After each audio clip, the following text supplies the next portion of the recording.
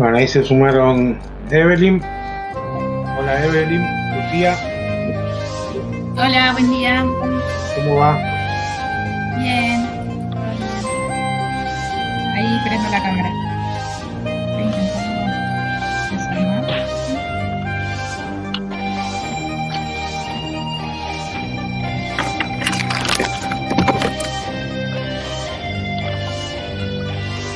Está Javier también. ¿Cómo anda Javier? Buen día, ¿cómo andan?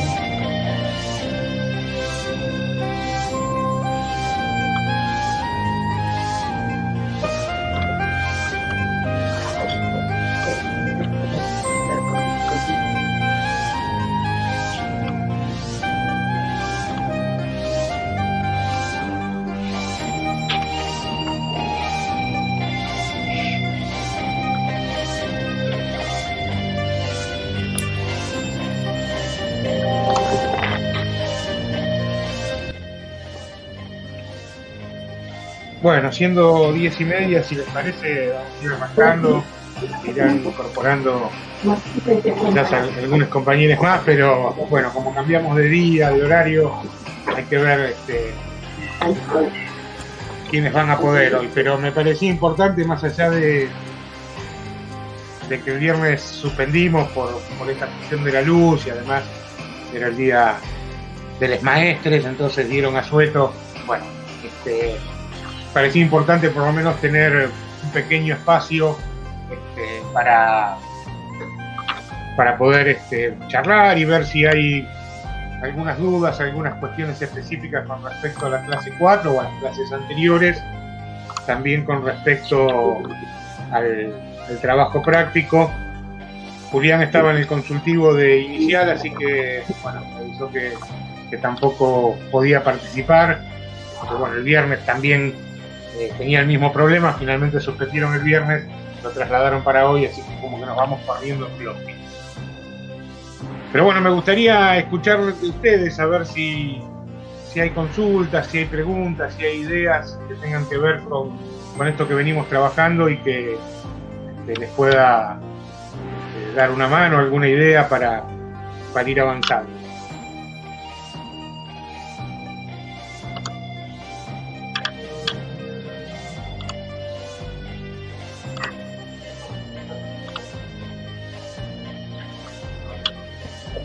Yo particularmente no terminé de leer la clase, esta la de la semana, voy por la mitad recién, pero nada, quería igual engancharme en este encuentro para escucharlos y nada, igual a la tarde voy a terminar del libro, pero bueno, no me quería perder hoy.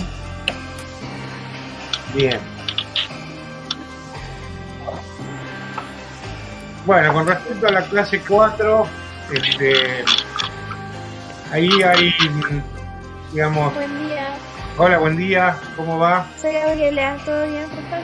¿Cómo andas, Gabriela? Sí, Muy ahí bien.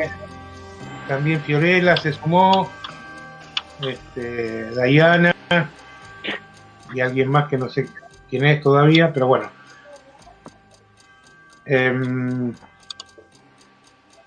Digamos, la clase 4 tenía como un doble propósito.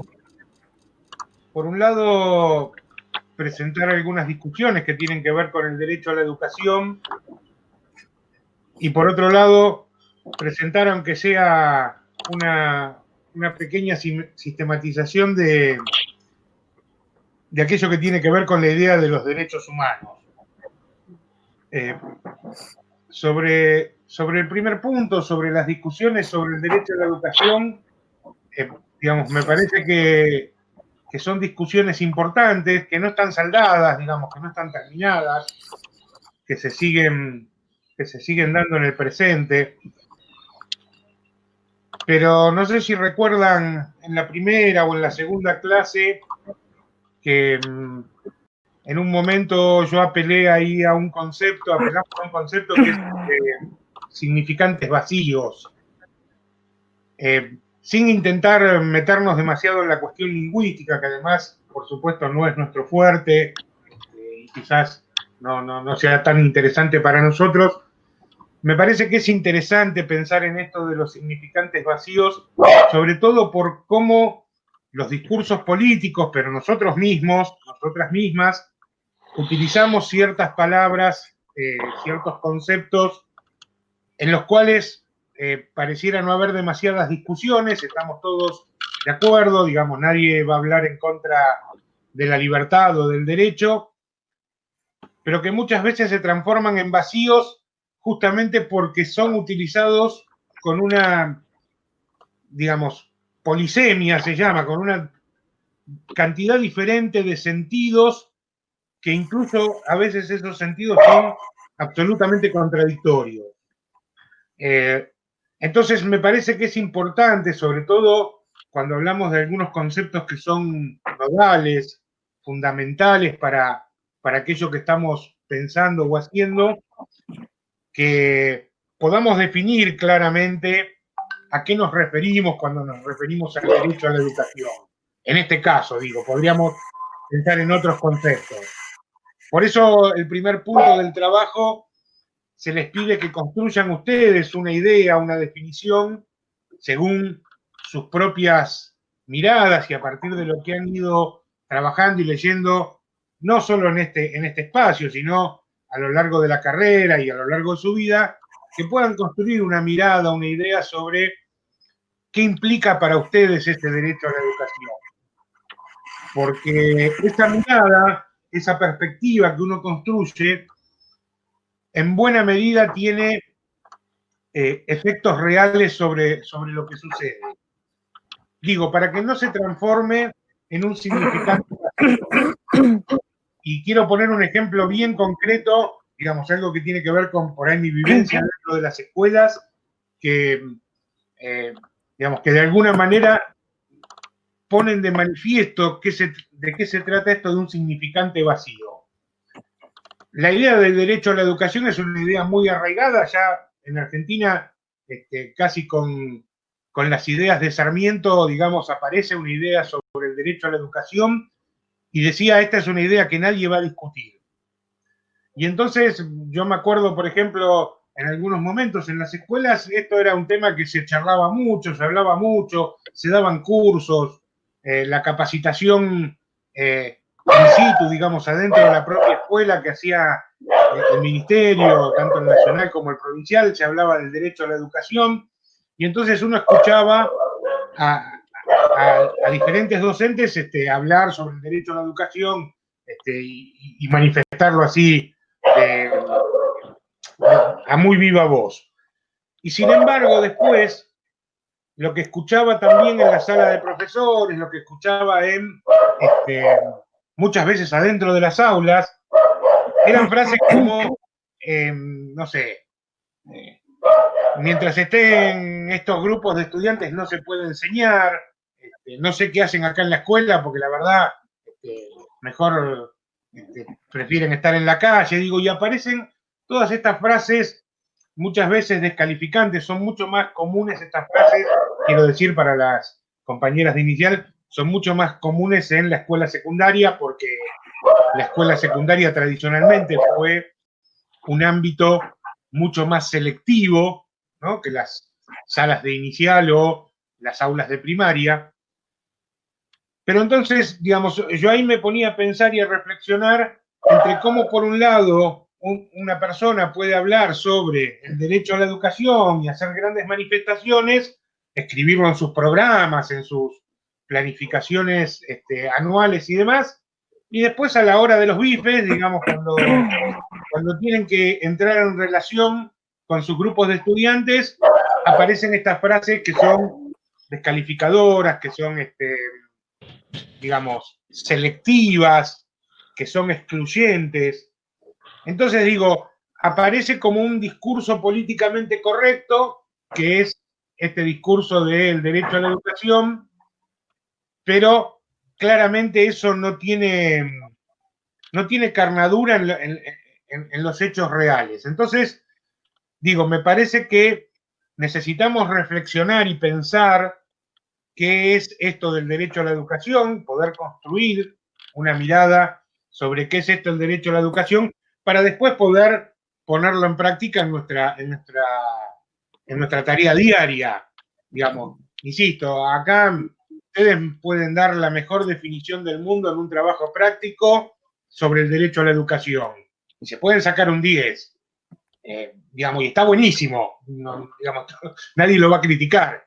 Pero en realidad, a mí esa gran definición y ese 10 me significan poco y nada si después, cuando van a la práctica educativa, esto se traduce en, digamos, en acciones y en actitudes que están bien lejos de esa definición perfecta que se brindó en una hoja o en un archivo de Word, en este caso, en un trabajo. Por eso digo, pensar en esto de los significantes vacíos, pensar en los discursos políticamente correctos que, digamos, nos suelen inundar por todos lados, desde la bibliografía, desde los discursos, desde las plataformas políticas y muchos otros lugares, y realmente, digamos, poder valorar qué de esos discursos y de qué manera esos discursos nos atraviesan y qué de esos discursos nosotros podemos poner realmente en la práctica, ¿no? Me parece, por eso cuando se planteaba al principio de este curso,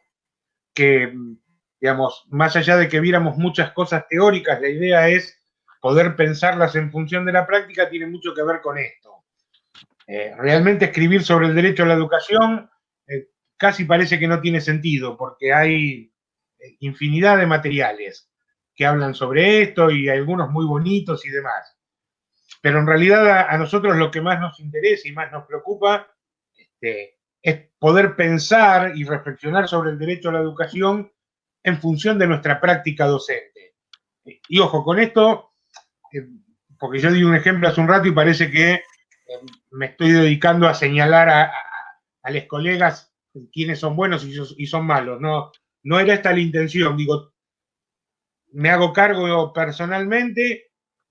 Todas las personas tenemos contradicciones, todas las personas estamos atravesadas por diferentes discursos y muchas veces, aún creyendo que tenemos todo muy claro, nuestras actitudes están bien alejadas de la cuestión, en este caso del derecho a la educación. Yo me he descubierto, me he sorprendido más de una vez teniendo actitudes o tomando decisiones en el momento que me parecían acertadas, pero que claramente se alejaban de este ideal que podría ser el derecho a la educación. Por eso pensamos en una práctica reflexiva, en una práctica vigilante de nosotros mismos, no vigilante de los demás. En este sentido, en poder revisar nuestras acciones, nuestras actitudes, y un poco por ese lado venía a presentar estas discusiones sobre el derecho a la educación, porque además, más allá de nuestras ideas particulares, hay ciertas conceptualizaciones que están medianamente consagradas, ¿no? por la teoría y demás, que claramente son contrapuestas, ¿no? Esto que plantea muy de frente Silvia Barco entre el derecho social y el derecho individual, digamos, son dos concepciones del derecho absolutamente distintas que tienen consecuencias en la práctica. Por eso, digamos, me parecía importante presentar estas discusiones y que las tuvieran presentes. Por otro lado, la segunda parte de la clase, esa que está más pensada en términos de revisar algunos conceptos sobre el paradigma de los derechos humanos, creo que, no sé si no lo pusimos en la clase, creo que tiene que ver un poco con esto. Con que muchas veces se habla de los derechos humanos, ¿no? Se declara mucho sobre los derechos humanos y se conoce poco cuál es la conceptualización que hay alrededor de esto. Incluso a mí me gustaría ir mucho más allá, digamos, no es este el momento y el lugar, pero quizás aparezcan otros momentos y otros lugares, incluso para poder tener una mirada crítica sobre el paradigma de los derechos humanos. A veces me cuesta un poco decir esto porque claramente estamos lejos de vivir en un paradigma de derechos humanos y entonces empezar a criticar algo que de por sí ni siquiera alcanzamos a lograr, parece demasiado pretencioso. Pero sí me parece que hay que tener en cuenta y no perder de vista cómo se construye este paradigma, con el cual, insisto, yo personalmente estoy bastante de acuerdo, pero aún estando de acuerdo con el paradigma de derechos humanos, me permito siempre tener un lugar para esa mirada crítica, ¿no? Sobre todo pensando en cómo se construyeron, en cómo están pensados desde un centro, ¿no?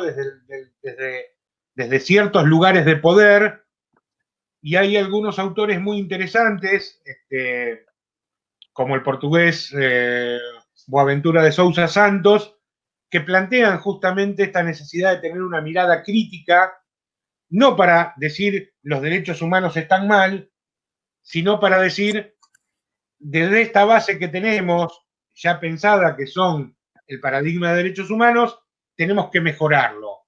¿Mejorarlo para qué? Para dar lugar, básicamente, diría él va a hablar mucho del diálogo intercultural, ¿no? Que como es una construcción occidental, moderna y occidental, ha dejado por fuera, dentro de su trabajo y de su conceptualización, otras culturas, otras miradas, ¿no? Él habla mucho sobre las miradas de los pueblos islámicos, las miradas de los pueblos originarios. Bueno, todavía se puede pensar en construir un paradigma aún mejor.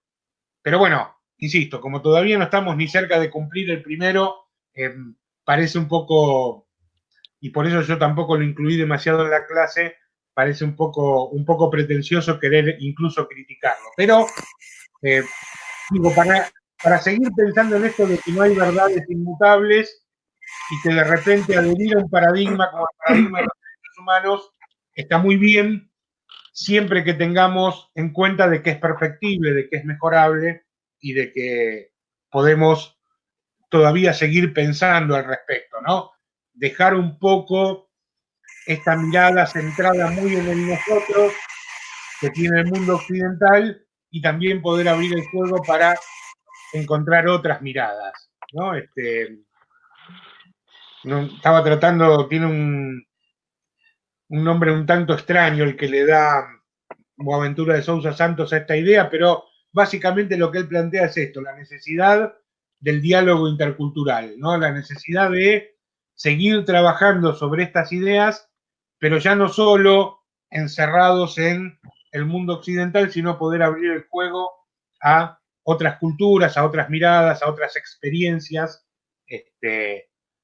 para enriquecer, si se quiere, y para mejorar ese paradigma. Bueno, esta era un poco la idea de la clase 4, y digo, quiero decir esto, a ver, ¿por qué incluí una conceptualización sobre derechos humanos? Porque a veces uno escucha, y esto por ahí es un poco técnico y un poco teórico, pero me parece importante, dentro del paradigma de los derechos humanos, el garante de los derechos humanos, o los garantes de los derechos humanos, son los estados. Son los estados, y en nuestro caso el Estado argentino, los garantes del derecho. Y también es el Estado, o son los estados, los únicos que pueden violar o atentar contra los derechos humanos. ¿Por qué digo esto? Porque a veces uno escucha, supónganse en televisión o en la radio, no importa, o lee en un diario, hay un asesinato cualquiera, un hombre, una mujer cualquiera, mata a otra persona, por lo que fuera, no importa, un problema familiar, una discusión en la calle, no importa. Y entonces aparece esta idea de ¿dónde están los derechos humanos? ¿Dónde está? Violación de derechos humanos. A ver, una persona común y corriente, una persona civil, no atenta nunca contra los derechos humanos.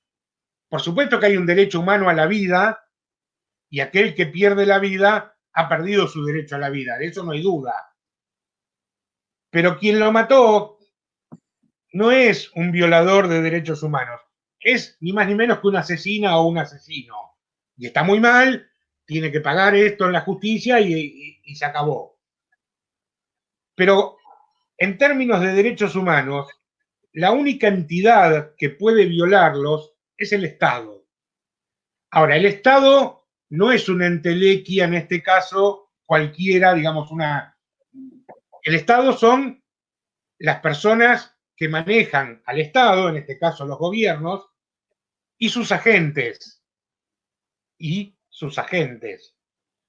Y entre esos agentes que tenemos a los funcionarios provinciales, nacionales, municipales, que tenemos a la policía y al ejército, también están las maestras, los maestros, los docentes que trabajamos adentro de las escuelas. Nosotros somos agentes del Estado, y con lo cual sí podemos atentar, sí podemos violar los derechos humanos desde nuestra función específica, en este caso en la docencia. Vuelvo a repetir para que se entienda la diferencia. Si yo, Aníbal Fernández, docente de profesión, que trabajo en el Instituto de Formación Docente Continua del Bolsón, me peleo con un vecino y lo mato, no estoy cometiendo una violación contra los derechos humanos, estoy cometiendo un asesinato. Me encarcelarán, me enjuiciarán, terminaré preso. Traigan cigarrillos. Ahora, si yo, Aníbal Fernández, docente, profesor del Instituto de Formación Docente Continua del Bolsón,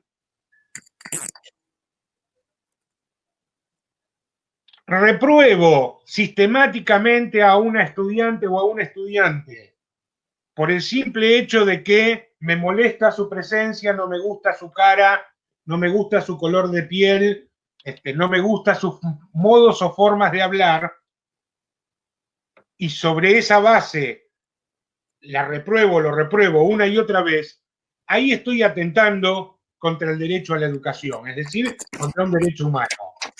Yo, como docente y como agente del Estado, soy corresponsable de asegurar el derecho a la educación.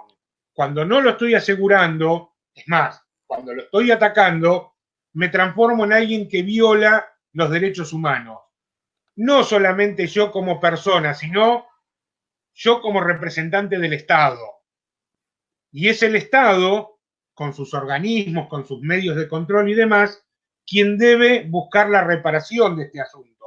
¿Cómo lo haría? Bueno, claramente a partir de un sumario, de alejarme del cargo y de ponerme las sanciones que en ese caso yo pueda merecer. No sé si se termina de entender la diferencia. Claro que matar a una persona es mucho más grave que discriminar a una estudiante o a un estudiante. Sin embargo, en términos de derechos humanos, en un caso los estoy violando porque estoy actuando como representante del Estado, y en el otro no estoy violando derechos humanos, simplemente estoy violando la ley, aunque sea mucho más grave en términos reales, porque lo estoy haciendo como un ciudadano particular. ¿Se entiende esta diferencia? ¿Sí? ¿Está clara? Bueno. Sí, profe, se entiende ahora. Digo porque esto es algo que en general se ve que la gente no tiene muy claro, ¿no? Esto, insisto, yo lo escucho en los noticieros, digamos, hay como una confusión al respecto, ¿no? Que muchas veces es llamativa, ¿no?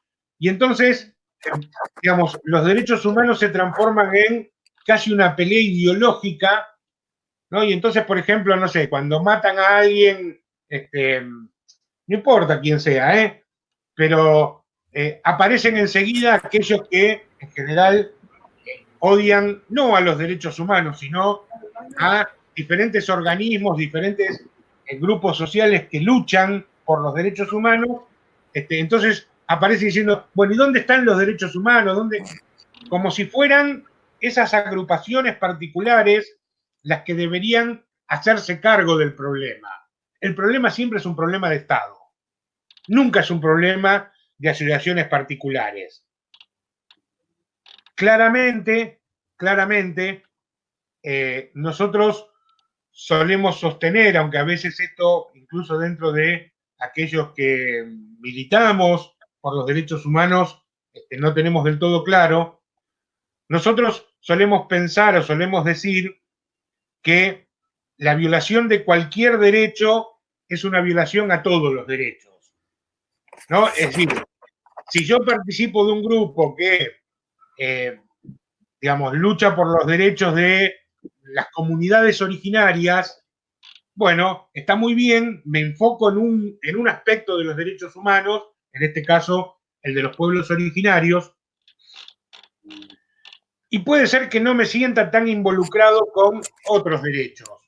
Sin embargo, si hay un femicidio o si hay un travesticidio, donde hay agrupaciones que específicamente trabajan por los derechos de las disidencias sexuales y demás, o de las mujeres, o lo que fuera, aunque yo no participe directamente de esa lucha, es una lucha que me debería involucrar, por lo menos desde lo intelectual o desde el sentimiento.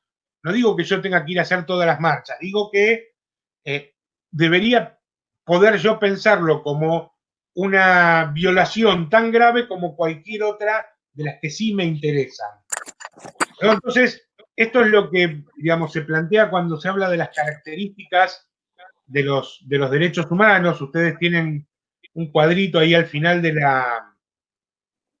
casi al final de la clase, ahí lo estaba buscando a ver en qué página lo puse, que es una conceptualización bastante clásica de cuáles son las características de los derechos humanos. Bueno, ahora justamente no lo encuentro, pero a ver, acá. Bueno, esta idea de que son universales, que son inherentes a todos los seres humanos, que son intransferibles, irrenunciables, inalienables, incondicionales, inviolables, no prescriben, pero sobre todo quería hacer foco por esto que venía diciendo en la integralidad y la interdependencia de los derechos. Y acá esto nos ayuda a pensar, y vuelvo ahora a la clase, qué son derechos y qué no son derechos. Esta idea de integralidad e interdependencia lo que nos viene a decir es que siempre que sean derechos humanos fundamentales, no se pueden separar. Quiero decir, el derecho a la educación no se puede separar del derecho a una vivienda digna, a una alimentación adecuada, no se puede separar el derecho a la vida, no se puede separar el derecho a, digamos, la propia subjetividad. Digo, hay un montón de derechos y estos derechos están interconectados, interrelacionados, no se pueden separar. Los separamos de manera analítica, pero en la práctica no se pueden separar. Si yo como Estado, abro una escuela y le digo a todos los niños y las niñas, aquí tienen un lugar para estudiar, pareciera que estoy cumpliendo con el derecho a la educación. Pero si esos niños y esas niñas no tienen dónde vivir, no comen, son discriminados y un montón de otras cosas, y yo como Estado no hago nada, en realidad no estoy cumpliendo un carajo los derechos. ¿Por qué? Porque los derechos son interdependientes, y para poder disfrutar de uno, hay que poder disfrutar de todos, ¿no? Hannah Arendt decía que el primer derecho, el fundamental, es el derecho a tener derechos, ¿no? Y una vez que empiezo por acá, yo tengo que poder disfrutar de todos esos derechos. No puedo solamente disfrutar de algunos sí y algunos no. Entonces, ¿a dónde quería ir para volver a la idea de la clase? Vuelvo otra vez un poco a Silvia Barco. Si yo digo que existe un derecho humano fundamental a aprender, ¿no? Que sería el derecho a la educación, y digo que existe un derecho fundamental a enseñar, hay algo en esta interdependencia de los derechos que deja de funcionar. ¿Por qué? Porque el derecho a enseñar, tal cual lo piensa la Iglesia, lo piensan otros grupos, es un derecho que está pensado en esta posibilidad de poder yo inventar, crear mis propias instituciones y en esas instituciones dejar entrar a quienes a mí me interesa que entren. No es una institución pensada para todos, es una institución pensada para algunos. Entonces, el derecho a enseñar es un derecho que de alguna manera trae consigo mismo, con su propia idea, ciertas pautas de separación, discriminación, lo cual hace, por lo menos desde mi mirada, que no pueda ser un derecho humano fundamental como lo es el derecho a aprender. El derecho a aprender es un derecho de absolutamente todas las personas. Todos, ninguno queda fuera de ese derecho. En el derecho a enseñar, la cosa es bien distinta. Entonces, lo dice Silvia Barco con ciertas palabras, yo por ahí lo pienso con otras, pero para mí no cualquier cosa es un derecho humano fundamental. Los derechos humanos fundamentales no son infinitos, no son cualquiera. Cuando alguien dice, vamos a una discusión clásica, ahora no porque estamos en pandemia, pero de antes de la pandemia, un grupo de trabajadores sale a manifestarse porque está con problemas laborales y demás, y entonces corta la calle. Quien está transitando por la calle dice, están atentando contra mi derecho humano fundamental de circular por la vía pública. Bueno, ¿existe un derecho a circular por la vía pública? Sí, es un derecho consagrado en la ley. Ahora, ¿es un derecho humano fundamental? Y no puede ser un derecho humano fundamental el de circular. ¿Por qué digo esto? Con esto no estoy diciendo que, digamos, sí tiene derecho a cortar uno la calle y el otro no a circular. Lo que estoy diciendo es que no es un derecho fundamental. Por supuesto, hay un derecho humano fundamental que es la libertad.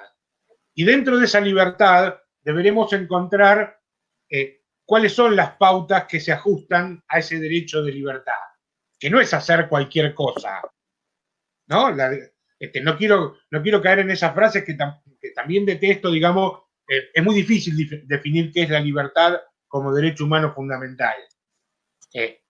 Y no me quiero meter en ese balurdo en este momento porque tampoco sabría cómo salir. Pero digo, no cualquier cosa es un derecho, no cualquier cosa es un derecho, porque que yo tenga el derecho a la libertad no quiere decir que tenga derecho a cualquier cosa, y muchas veces mi derecho a circular por la calle es muy inferior, tiene un rango muy menor en comparación a el derecho, en este caso puede ser de un grupo de personas que se está quedando sin trabajo. Con lo cual, digamos, los derechos hay que pensarlos de una manera diferente. Existe el derecho al trabajo, sí, aunque yo también eso lo podría discutir, ¿no? Es decir, sí el derecho a que uno pueda, digamos, emprender, pero el trabajar está mal, se los digo desde ahora, no hay que trabajar es feo. No somos dignos por trabajar, somos dignos porque somos personas. Trabajar es algo que tenemos que hacer y que han tenido que hacer todas las civilizaciones de la historia para poder asegurarse aquellas cosas que necesitan para vivir. Pero trabajar es malo. El día que podamos crear una sociedad en la cual no tengamos que trabajar más, y no estamos tan lejos, o por lo menos que tengamos que trabajar muy poquito, sería fantástico.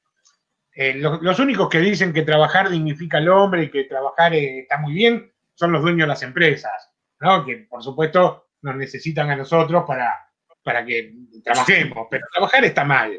Esto lo sabían muy bien los griegos, ¿no? Que nunca trabajaban, ¿no? El ciudadano griego no trabajaba, trabajaban los esclavos. Ellos pensaban, divagaban, escribían, hacían obras monumentales, pero trabajar No. Hasta el punto, no, siempre cuento la misma historia, porque me parece fantástica. Tenemos a ese famoso griego que inventó la medicina, ¿no? Que de alguna manera es el padre de la medicina, ¿cómo se llama? Me sale Galeno ahora, pero no es Galeno, bueno, no importa. Hipócrates, ¿no? Hipócrates, que el tipo escribió los libros de medicina y jamás tocó un cuerpo humano. ¿Por qué? Porque la sangre era algo impuro. Entonces, quienes hacían los cortes en los cuerpos, quienes hacían los tratamientos médicos eran sus esclavos.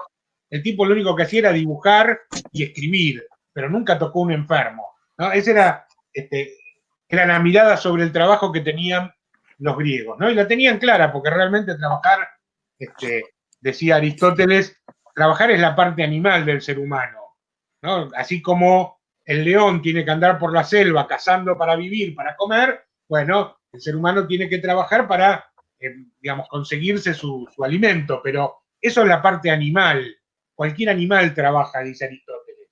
Lo que hace a un hombre, hoy diríamos a una persona, es su capacidad de pensar, de sentir, no sé, de imaginar, pero no su capacidad de trabajar. Trabajar es cosa de burros.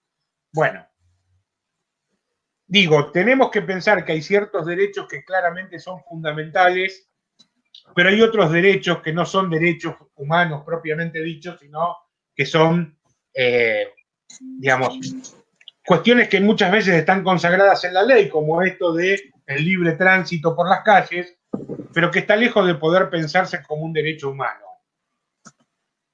Hago estas aclaraciones y esto un poco voy y vengo con esta historia para no caer en el lugar común de pensar que todo es un derecho humano, porque si todos tenemos derecho a todo, nadie tiene derecho a nada, ¿no? Es decir, ese es un gran problema, que si todos tenemos derecho a todo, nadie tiene derecho a nada. Y esto no lo inventé yo, lo sabía Thomas Hobbes hace 350 años, ¿no? Y entonces decía, bueno, como esto es un quilombo, pongamos un soberano que tenga la suficiente fuerza para dejar a todos en regla, ¿no? Y a mantener a todos a raya.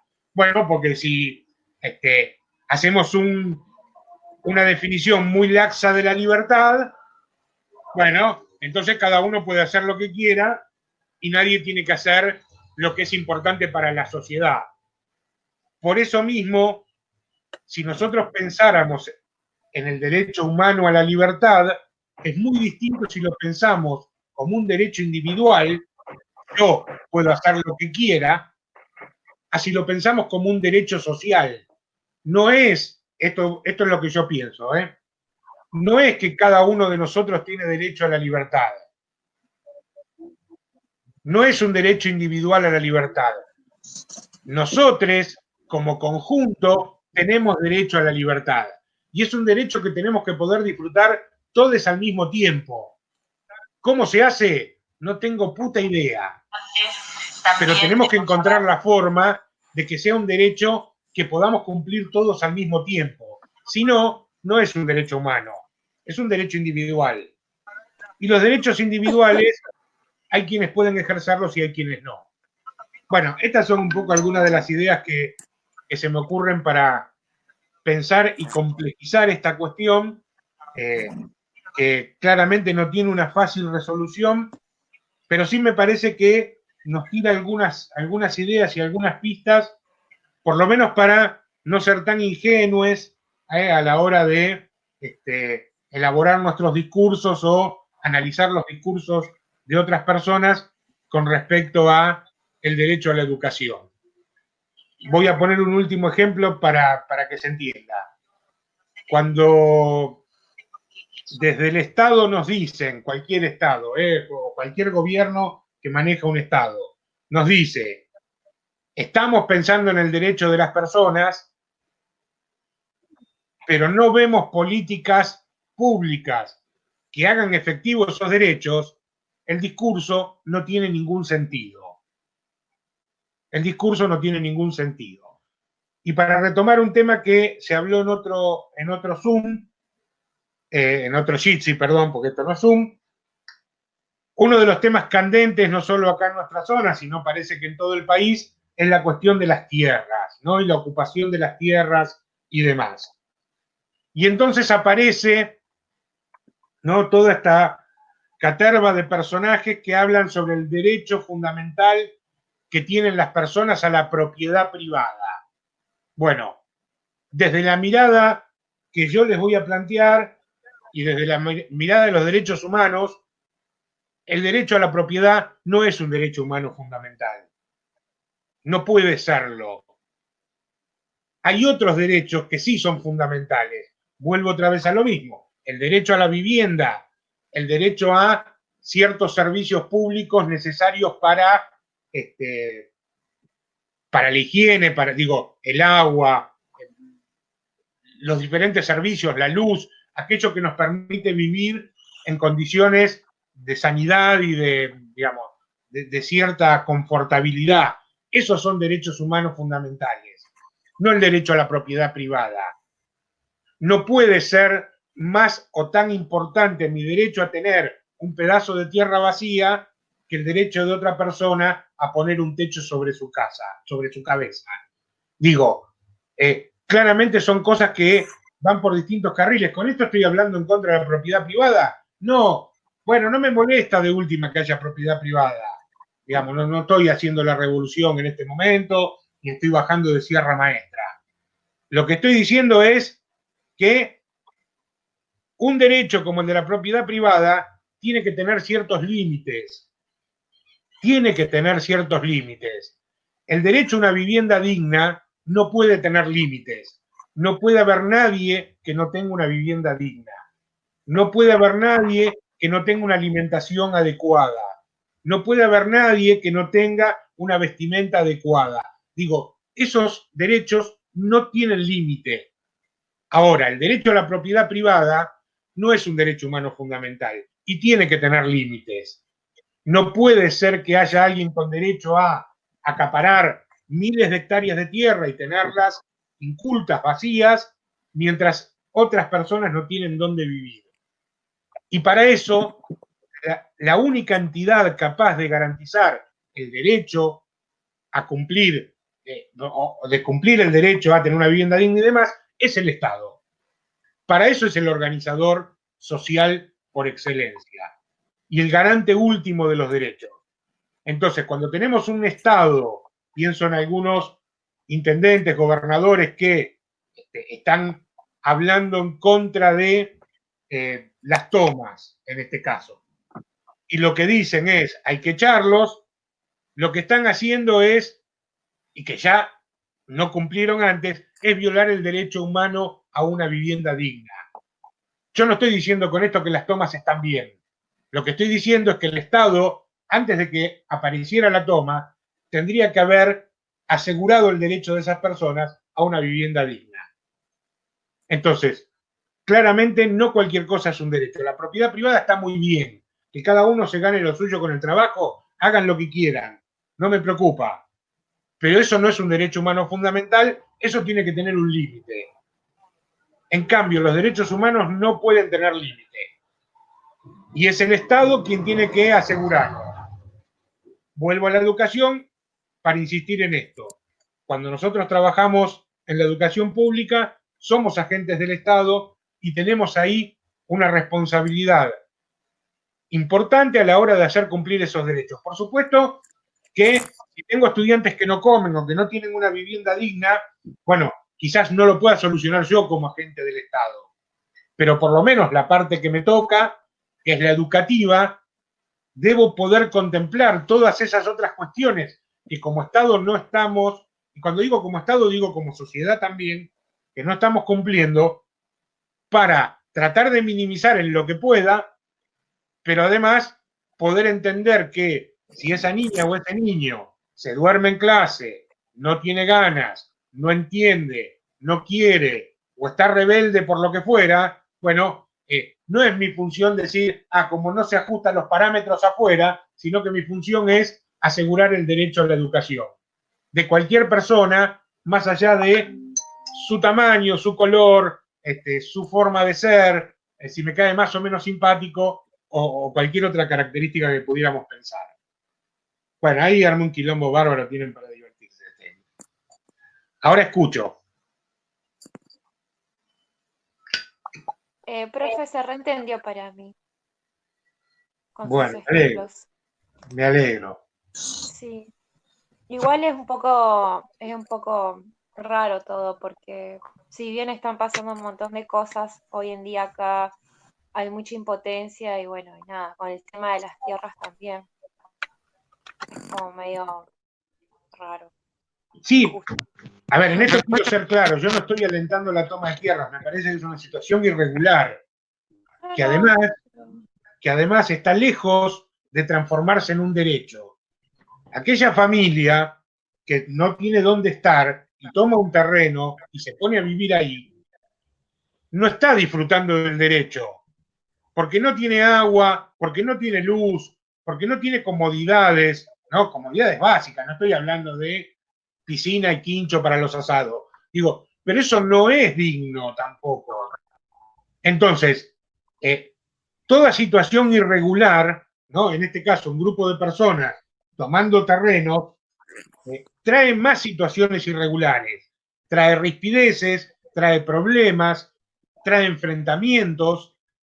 Por supuesto, también aparecerán algunos vivos, vivas y aprovechadores que utilizan esos momentos de problemas para sacar sus propias tajadas. Digo, esto obvio. existe, pero si el Estado cumpliera con su obligación de asegurar el derecho de las personas, No estaríamos así ahora. estos problemas serían mucho más pequeños, ¿no?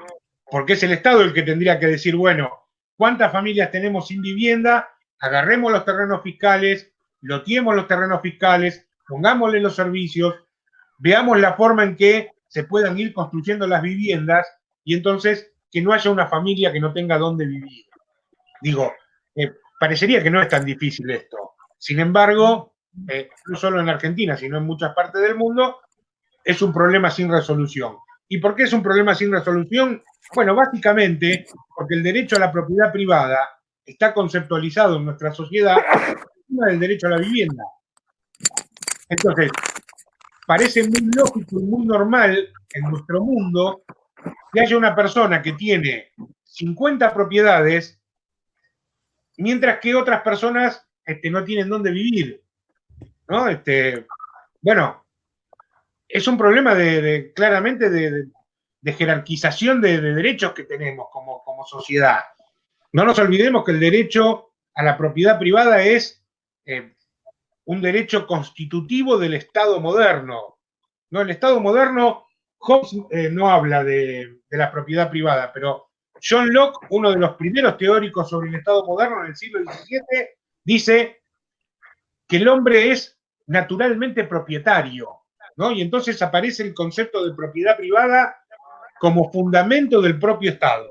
Bueno, deberemos poder construir una idea sobre la propiedad privada. Insisto, yo no hablo en contra de la propiedad privada. Lo que digo es que tiene que tener ciertos límites, porque hay otros derechos que sí son fundamentales y que esos no pueden tener límites. Después, si hay gente que vive mucho mejor que otra, bueno, ahí me pueden hablar de meritocracia, me pueden hablar de lo que quieran, a mí no me preocupa. Siempre y cuando todas las familias, todas las personas disfruten de un piso mínimo que tiene que ver con la salud, con la vivienda, con la vestimenta, con la alimentación. Digo, esos son derechos humanos fundamentales. La educación. Después, el resto podemos charlarlo. Yo no quiero instaurar el comunismo, digo, yo no quiero hacer nada.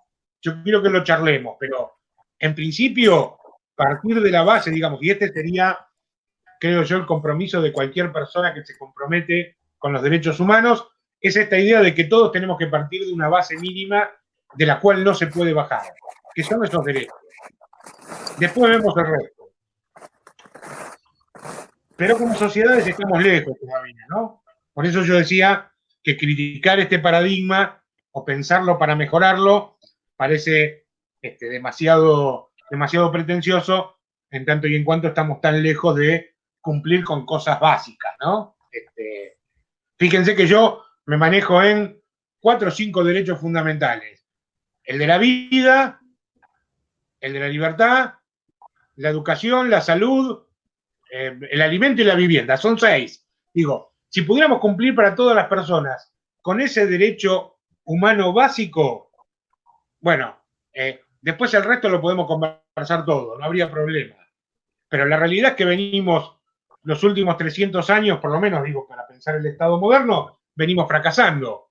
Nosotros los argentinos y buena parte de los países del mundo, ¿no? Porque tampoco es un problema argentino, digo. Buena parte de los países del mundo vienen fracasando en esto, incluso algunas potencias mundiales, algunos países muy ricos.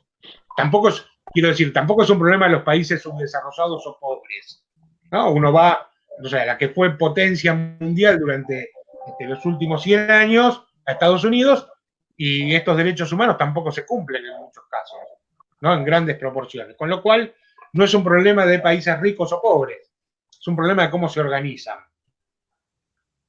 Bueno, Pero el PBI influye, Aníbal, en los ingresos y distribución de los mismos. Sí, no, que influye, pero vos podés tener el mayor PBI del mundo, y si lo repartís mal, ¿no? Yo siempre cuento lo mismo hablando en la historia argentina. Los leales argentinos de hoy, del presente, suelen hablar de la Argentina de fines del siglo XIX como la quinta economía del mundo, ¿no? El país agroexportador, el granero del mundo. En ese momento éramos la gran cosa. Y es cierto que Argentina tenía una economía en términos de Producto Bruto, si querés, basado sobre todo en los productos del campo, muy alto.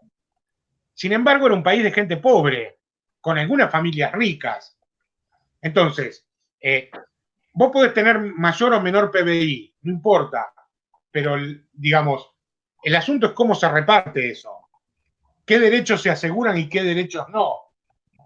Entonces, si vos tenés un Estado como el Estado liberal del siglo XIX, que deja abierta la posibilidad para que un par de familias se apropien de todo el Producto Bruto, mientras que el resto no tiene nada, y la verdad, a ver, ¿qué quería decir yo con esto? Yo hablé hace un rato del trabajo y dije que el trabajo no hay que trabajar y todo esto. Digo, estamos en un momento de las sociedades, ¿no? Con el desarrollo de la ciencia y de la técnica, en la cual el trabajo humano es menos necesario, por lo menos en términos de cantidad, para lograr producir aquello que necesitan las sociedades para vivir. Entonces, aunque sigan insistiendo que el problema es la escasez, yo no veo que el mundo tenga un problema de escasez. El mundo que necesitan, ese piso mínimo, ¿no? Ese piso mínimo del que yo hablaba. Sin embargo, no lo hacen. Digamos, ¿por qué? Bueno, porque deja que haya una apropiación privada de este producto que es absolutamente desigual. Hay quienes logran apropiarse de mucho, mientras que otros no logran tener lo básico. Digo, ahí me parece que está la discusión. Y esto no lo inventé yo, quiero decir. A ver, porque si no pareciera que estoy inventando algo. En algunos momentos en Francia, hace un poco más de una década atrás, los tipos se dieron cuenta que la cantidad de gente que tenían era demasiada para el trabajo que había que hacer. Y entonces dijeron, vamos a reducir la jornada laboral. En vez de laburar 8, que laburen 6 horas. Y entonces le damos trabajo a más gente. Y no les tocamos los ingresos. Los ingresos los dejamos constantes. ¿Por qué? Bueno, porque claramente cada vez necesitamos menos personas para hacer el trabajo necesario. Ahora, ¿qué pasa? En un mundo competitivo, marcado por la propiedad privada, si no necesito los trabajadores, no los contrato y los dejo como desocupados. ¿No? Y eso es lo que digamos, eso es lo que como sociedad tenemos que evitar. Yo creo que por ahí a los de historia se los conté, los que estuvieron el año pasado conmigo. En Australia diseñaron un programa que lo habían implementado, después no hablaron mucho más del tema, pero yo sé que al principio había salido muy bien, un programa con 2.000 personas. 2.000 personas a las que le dijeron, bueno, a partir de ahora ustedes no tienen trabajo, no van a tener trabajo, no les vamos a poder dar trabajo. Les vamos a dar un ingreso fijo todos los meses que les permite vivir dignamente. Y lo que querían ver es qué pasaba con las personas cuando no trabajan, ¿no? Porque la idea más conservadora del mundo dice que cuando las personas no trabajamos, hacemos quilombo, ¿no? Es decir, somos choriplaneros, hacemos marcha. Bueno, cada país tendrá sus características. Bueno, y lo que descubrieron es que estas personas, lejos de entrar en una anomia por no tener trabajo, es decir, lejos de desacomodar su vida por no tener el ordenador trabajo como horizonte, empezaron a hacer cosas que eran las cosas que realmente le interesaban. Algunos se pusieron a estudiar música, otros pintaban, otros pasaban más tiempo con la familia, otros escribían, no sé, hacían cosas, inventaban, uno se puso a inventar cosas. Las personas no necesitan un trabajo remunerado para ordenar su vida. Entonces, yo lo que siempre pregunto es esto: si nos podemos organizar nosotros como grupo y trabajar menos, ¿para qué nos vamos a pelear por el trabajo? No nos peleemos por el trabajo, repartámoslo lo más que podamos y trabajemos lo menos posible. Después dediquémonos a hacer cosas importantes, ¿no? Sentarse a hablar con una amiga, con un amigo, dedicarle tiempo a la familia, leer, pensar, cosas importantes. Trabajar no sería lo importante en este caso. Por ahí la diferencia, y a mí me cuesta decir esto porque yo hago un trabajo que me gusta y que me parece importante, ¿no? Que es el trabajo de educar, y entonces para mí mi trabajo tiene mucho sentido. Pero no toda mi vida fue hacer este trabajo. Entonces yo hoy, a mí me preguntan, si tuvieras la vida resuelta, ¿trabajarías gratis? Sí, yo te trabajo gratis en esto, en la educación. ¿Por qué? Porque me parece una tarea interesante. Más allá de que es una forma de vida, por otro lado es una forma interesante de pasar el tiempo.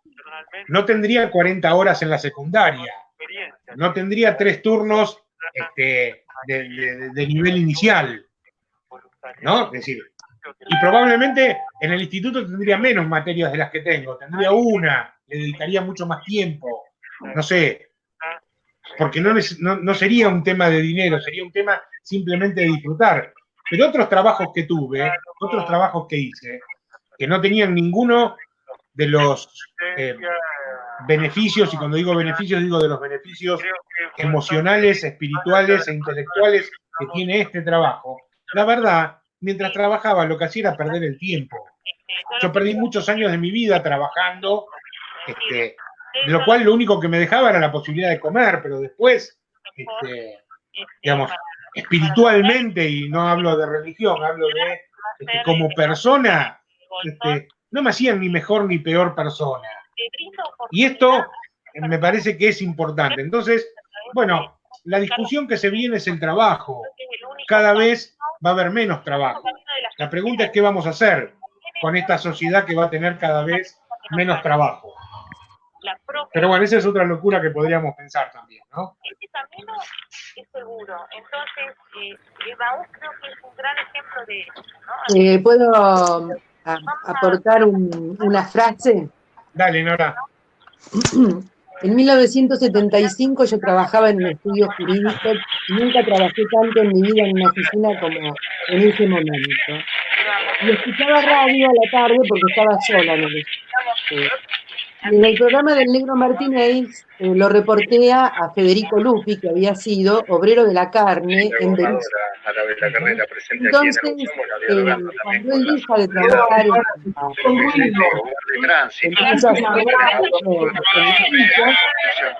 Perdón, Nora, no se escucha nada. Y el ex compañero le dice, qué suerte que tenés el trabajo para comer y el arte para vivir. Y es lo que vos decías, uno si tiene la posibilidad de poder trabajar en lo que le gusta, no lo siente como un trabajo, como una carga, y no se siente menos digno, simplemente hace lo que le gusta, lo que desea. El deseo por encima de la necesidad. Bueno, eso se me ocurre eso. Bueno, sí, me Perdón, parece. yo quería decir algo. No se escucha nada porque alguien tiene el micrófono abierto y no se escucha. Sí, Gemma, es cierto. Bueno, el ejemplo que daba Nora, que era sobre Federico Lupi, y que decía que en un momento de su vida estaba trabajando en un frigorífico y aparte estaba actuando al principio de su carrera. Bueno, que alguien le dijo qué suerte que tenía, que por un lado tenía un trabajo para poder vivir y por otro lado tenía el arte para poder expresar. Al revés. Ah, bueno, perdón, al revés. ¿Cómo Sí, es, Nora? sí. El trabajo para comer y el arte para vivir. Y el arte para vivir, bueno, claro, exacto. Digo, y me parece que hay mucho de eso, ¿no? Es decir, sobre todo cuando nosotros logramos superar aquello que Aristóteles llamaba cosa de animales, que es, bueno, el sustento básico, claramente las personas deberían tener un destino mucho más interesante que el de estar haciendo un trabajo mecánico, un trabajo que no disfrutan sobre todo, digo, ¿no? No es solo mecánico en ese sentido. Hay quienes pueden pasar horas haciendo, no sé, trabajos con maderas, armando muebles, digo, para mí eso sería un sacrificio. ¿Por qué? Porque no tengo habilidad, porque no me gusta, porque no sé, digamos, y eso no sería un trabajo que yo elegiría, sería un trabajo que haría si no me quedara otra alternativa. Mientras que otras personas lo disfrutan. El tema es que en este mundo competitivo en el que vivimos, agarramos lo que podemos y en general no elegimos, ¿no? O nos lleva mucho tiempo poder elegir. A mí, por ejemplo, me llevó 20 y pico de años poder tener un trabajo que realmente diga, esto es lo que yo quiero hacer y esto lo puedo disfrutar. Y tuve esa suerte. Hay gente que no la tiene en toda la vida, ¿no? Yo pude, porque disfruté de un montón de derechos que otros no disfrutan, yo pude en algún momento de mi vida hacer ciertos cambios y elegir. Pero no todo el mundo tiene esos derechos asegurados. Yo tuve el derecho a la educación que durante algún tiempo se me negó y en algún momento lo pude disfrutar. Y cuando lo pude disfrutar encontré un lugar que de otra manera no hubiese encontrado. Entonces, digo, me parece que ahí está la importancia de, insisto, poder asegurar estos derechos que son fundamentales, ¿no? Y para los cuales hoy no deberíamos tener que trabajar para tenerlos, digamos, no por lo menos trabajar en el sentido más capitalista del término, ¿no? Me parece que hay un piso que debería estar asegurado y que se asegura no, con esto no estoy diciendo el Estado tiene que hacer, y digo, como sociedad, el Estado debería darnos las herramientas, en este caso, para que podamos hacer, ¿no? Es decir, yo no estoy diciendo que vengan y te regalen todo, estoy diciendo, bueno, tener las herramientas, el Estado es el único que puede asegurarlas, para que como grupos sociales podamos llegar a ese piso de derechos que todas las personas tienen que disfrutar. Y esto lo digo para la Argentina como para Vietnam, no me interesa.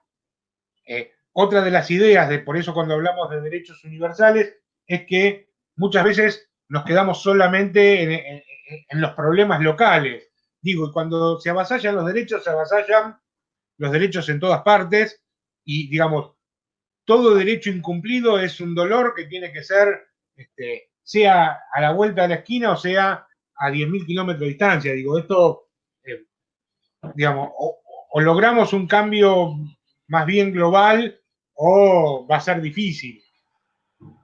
Pero bueno, más allá de eso y que vivimos en una sociedad que lejos está de ser ideal, a mí me interesaba que apareciera fuertemente esta idea de, bueno, ¿qué hago yo? ¿Qué puedo hacer yo para, por lo menos, tratar de asegurar el derecho a la educación, que es lo específico nuestro, en las prácticas cotidianas, ¿no? Es decir, me parece que esto es lo que, porque resolver el mundo no lo vamos a resolver en 2 días, ni cada uno de nosotros.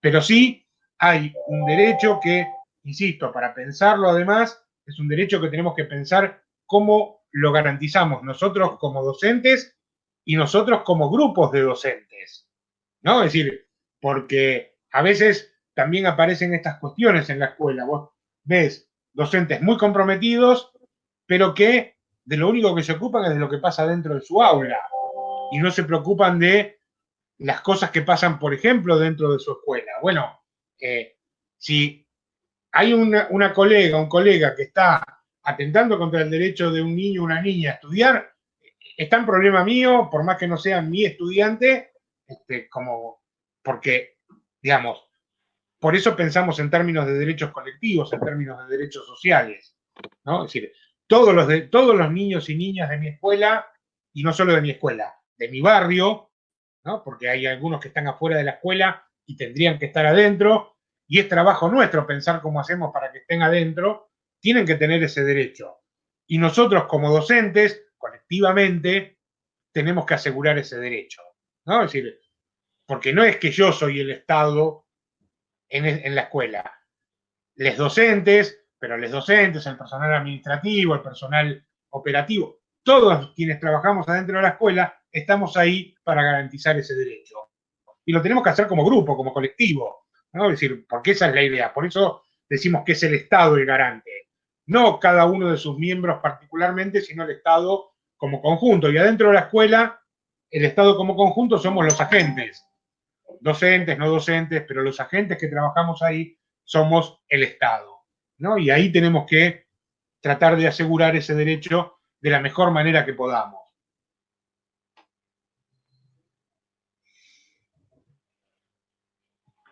Bueno, con respecto al trabajo, dudas, consultas.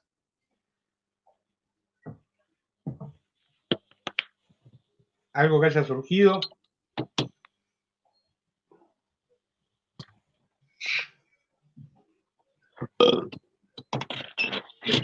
¿No? ¿Está todo muy claro ahí? No, capaz que con respecto al trabajo vamos a hacerte, yo por lo menos voy a hacerte algunas preguntas de forma individual. Como Sí, que bueno, por ahí voy a estar consultándote por WhatsApp o algo que tenga que ver con el trabajo. no, lo que necesiten. Yo preguntaba si había alguna duda con respecto a las consignas.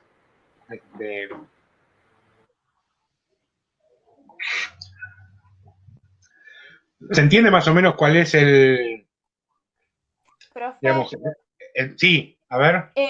¿puede explicar la consigna del trabajo? Justo no podía hablar con el micrófono, pero ¿lo podrá explicar con sus palabras bien lo que hay que hacer? Porque yo tengo una idea más o menos, pero no sé Bien. qué tema tomar, ¿viste? Porque es como muy complejo y se me van las ideas.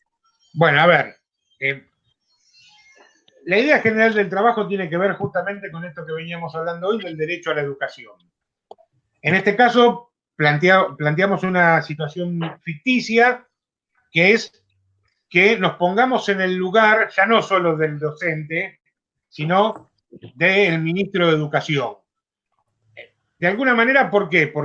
O de la ministra de Educación, ¿no? Digo, porque en este juego que nosotros intentamos hacer entre lo macro y lo micro, bueno, muchas veces hablamos de lo micro y entonces pensamos cómo asegurar el derecho a la educación, pero me parecía interesante que pudiéramos pensar desde este lugar imaginario una política educativa. Cuando digo una política educativa puede ser desde una ley hasta un programa, un proyecto, pero que sea pensado en términos generales, digamos, para pensar un programa que sea abarcativo para las escuelas en general. En este caso yo a los de historia les pedí que sea centrado en la escuela secundaria, a las de inicial que sea pensado más en el nivel inicial, pero un programa, un proyecto que a ustedes les parece que vendría a solucionar algún problema existente dentro de la educación y que ayudaría a asegurar el derecho a la educación de niñas, niños, adolescentes. No que va a resolver todos los problemas, ¿no? Bueno, Javier les cuento, se lo pueden ir puteando, fue prácticamente fue el primero en mandarme un trabajo y ahora me mandó las correcciones que todavía no leí.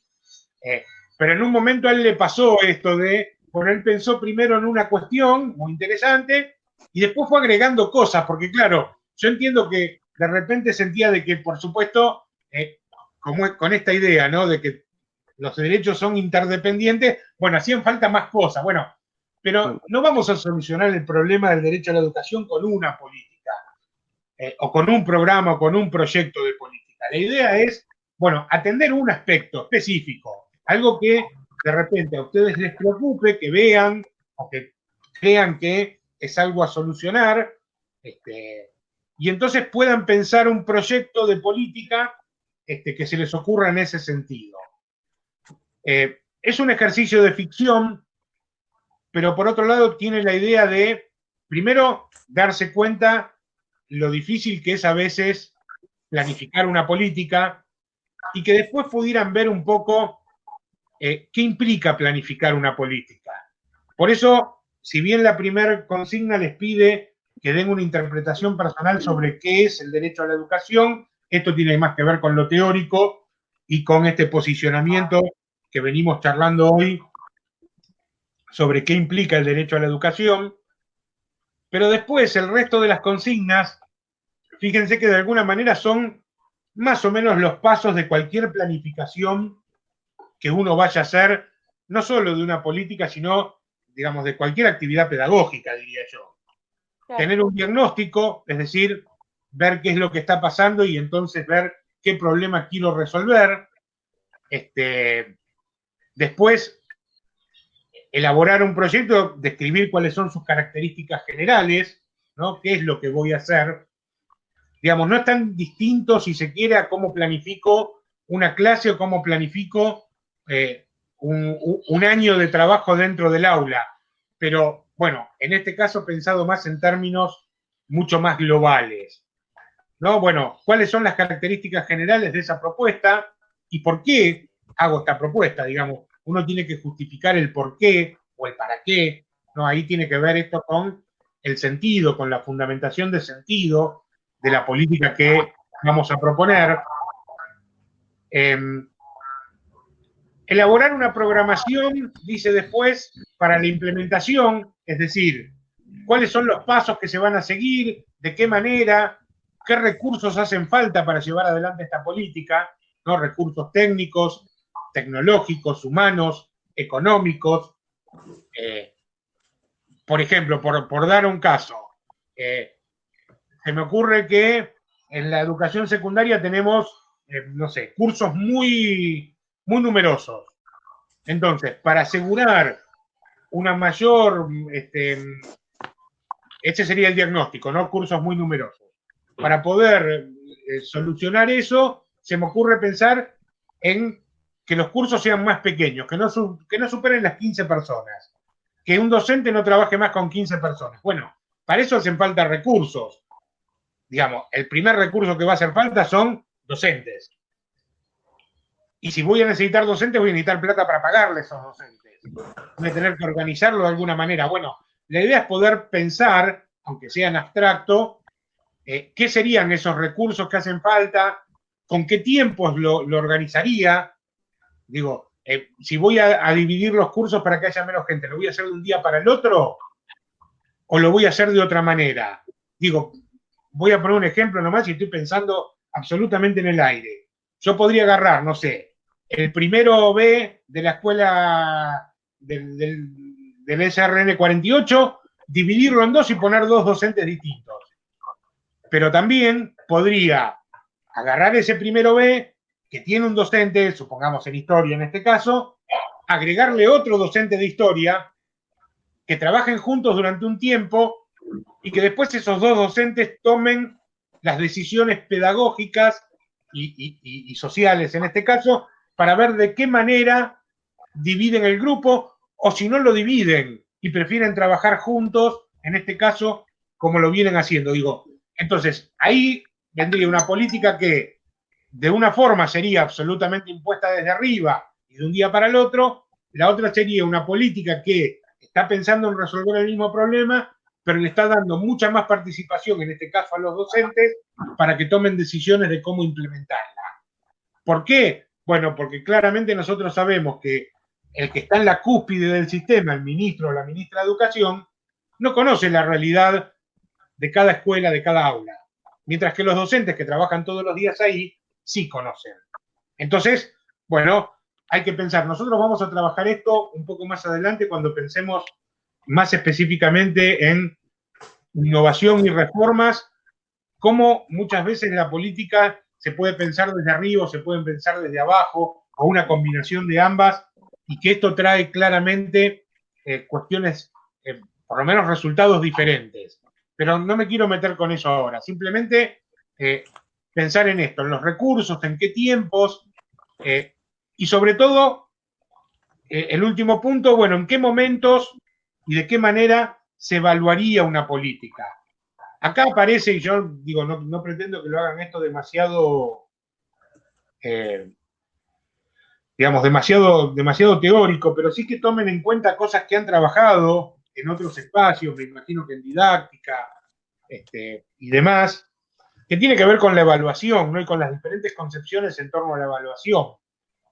La evaluación, ¿cómo se hace?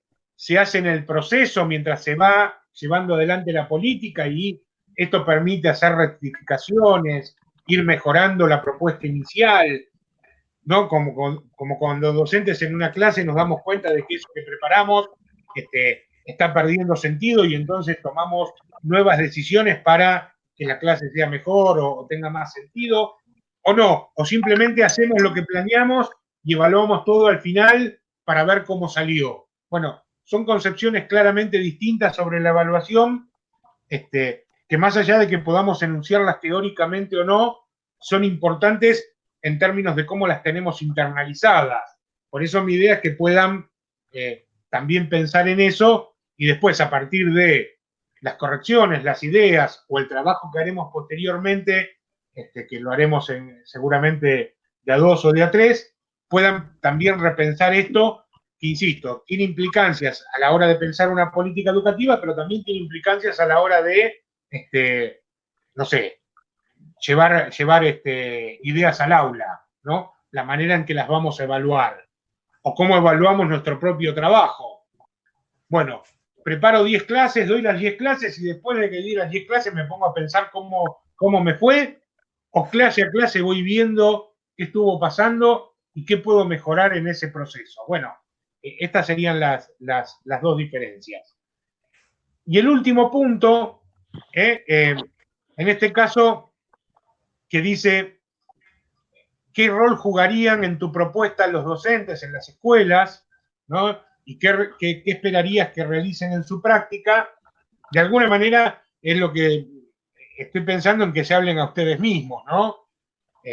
Sobre todo porque al docente siempre le toca, o muchas veces le toca, esto ya lo vamos a ver, recibir las políticas públicas y ponerlas o implementarlas en el aula sin poder participar demasiado, ¿no?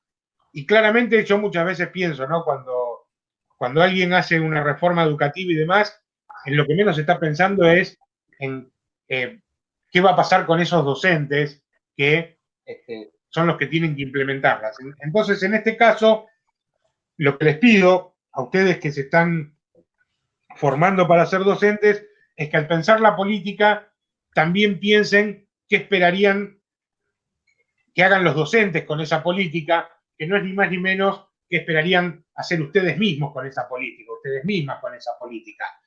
Entonces, bueno, de alguna manera la apuesta de este trabajo tiene que ver con un ejercicio, por un lado, de imaginación, pero por otro lado también de toma de conciencia de qué implican las políticas, de qué implican llevarlas a cabo, y ver que no hay tantas diferencias, la diferencia sería más de grado que otra cosa, que no hay tanta diferencia con la práctica educativa cotidiana, ¿no? Es decir, preparar un proyecto de política, preparar un proyecto de clases, no es tan diferente. Tenemos que pensar en tópicos más o menos parecidos. Incluso diría yo hasta en términos de diversidad.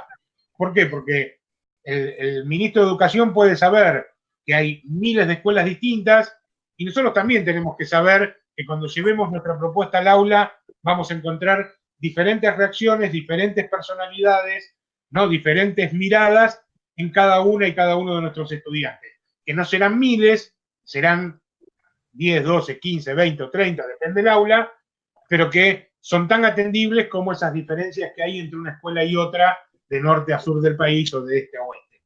Entonces, bueno, esa es un poco la idea del ejercicio, y bueno, no es más ni menos que eso, ¿no? Un ejercicio que tiene que ver con la ficción, pero que también tiene con pensar nuestro trabajo.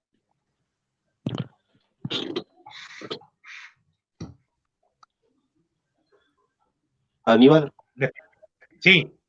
una consulta. No me quedó muy claro. El punto B es en relación a recabar información acerca de la propuesta que nosotros queramos, o la problemática que queremos abordar, básicamente. Sí, por supuesto, yo acá no les estoy pidiendo que hagan una investigación, digamos, nosotros sabemos que hacer un diagnóstico serio implica una actitud investigativa.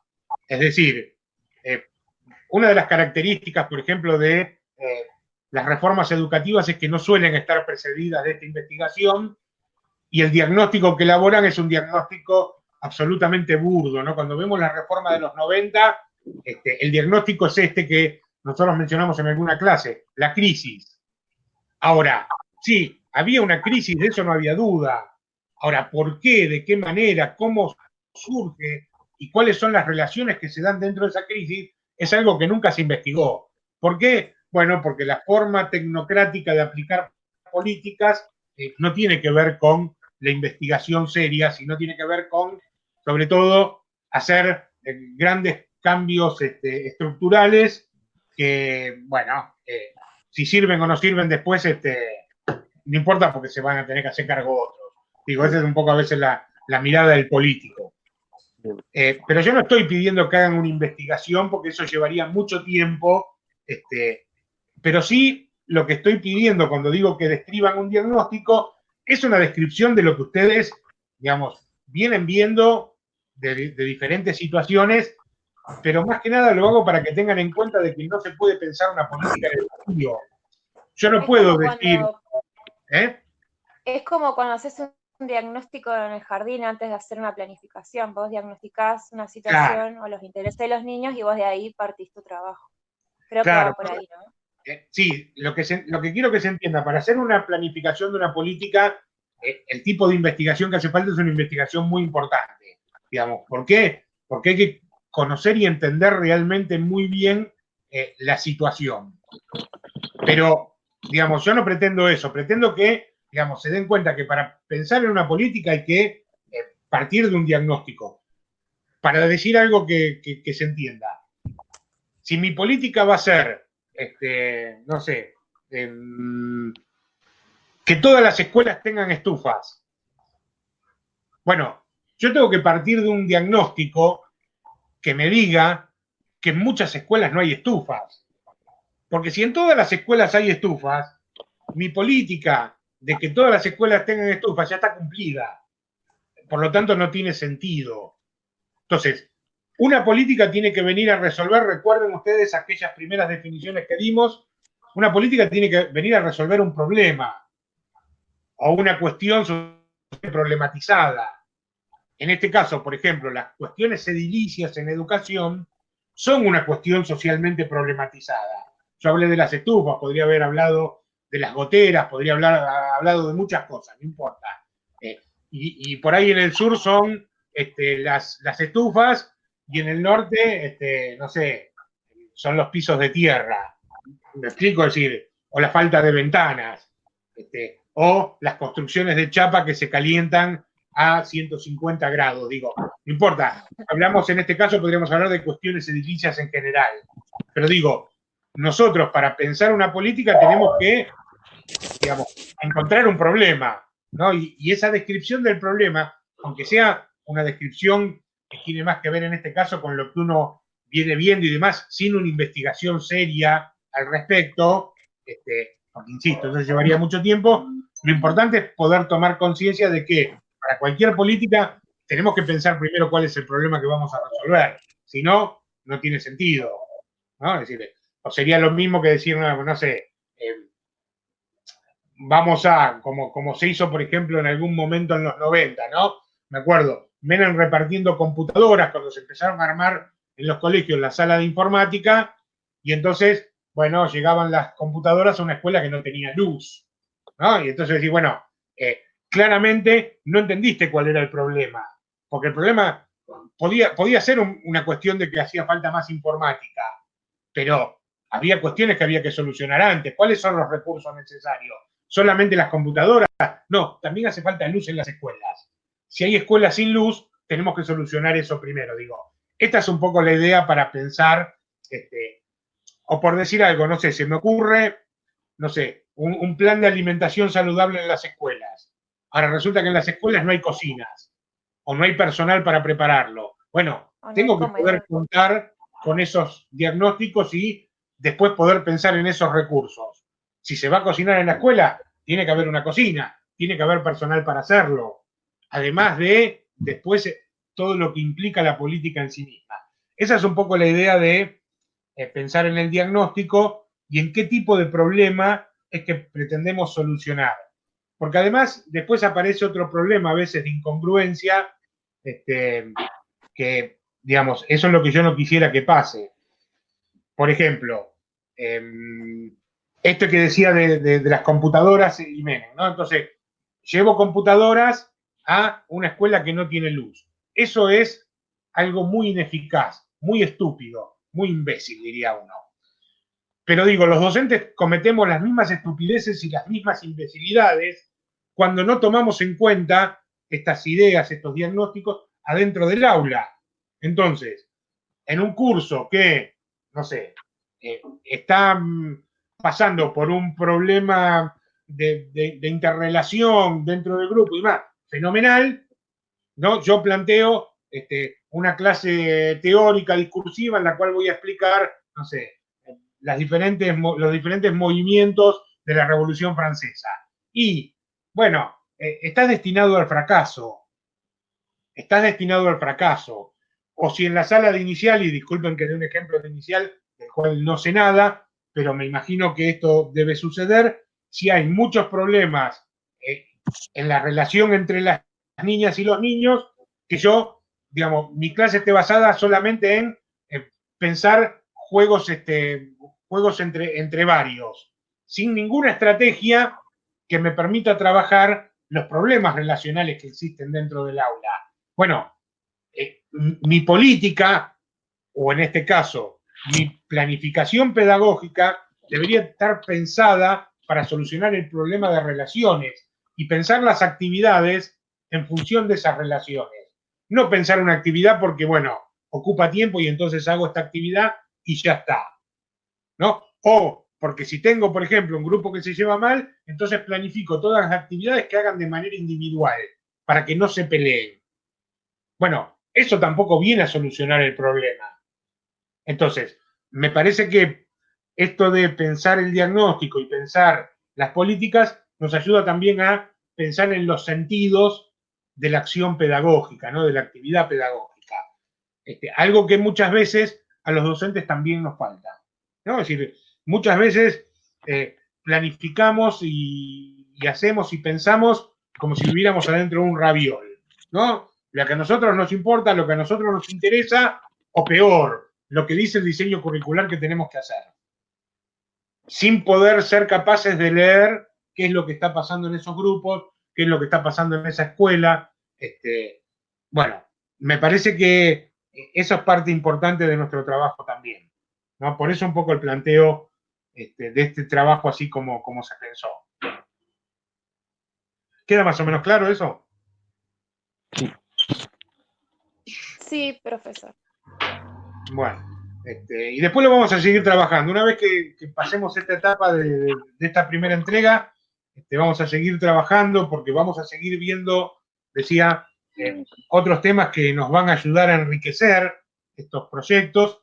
Así que la idea en una segunda etapa es trabajarlos además de manera por ahí de a dos o de a tres, digamos, para que haya más de una mirada sobre estas ideas, digamos, porque a veces la idea que a mí se me ocurre puede ser enriquecida por la mirada de otra persona que no lo había pensado en su momento, pero que de repente tiene cosas para decir, y además enriquecida con algunos otros temas que vamos a seguir viendo a lo largo del curso, ¿no? Es decir, que la segunda parte de la evaluación del curso va a estar bastante enganchada y relacionada con esta primera. Por lo menos esa va a ser la idea. Bueno. Veremos qué sale. Bueno. Bueno, son las 12. No sé si hay alguna pregunta, alguna consulta más. Después, por supuesto, pueden escribir, gritar por WhatsApp, pueden hacer lo que quieran, pero... No, yo por ahora no. Me estoy quedando sin batería, profe, así que creo que en cualquier momento se me apaga el celu. Bueno, Gabriela, no pasa nada. Bueno. Bueno. No ¿Va sé, a decir algo más? No, si no tienen nada para preguntar, para decir, para gritar, vamos terminando. Hola. Bueno. Bueno. Cualquier cosa le escribo al grupo. Bueno, gente, que tengan buena semana. Gracias. Muchas gracias. Gracias igualmente. Cualquier cosa nos gritan. Chao. Chao, Chao, que tengan buen día. Gracias. Chao.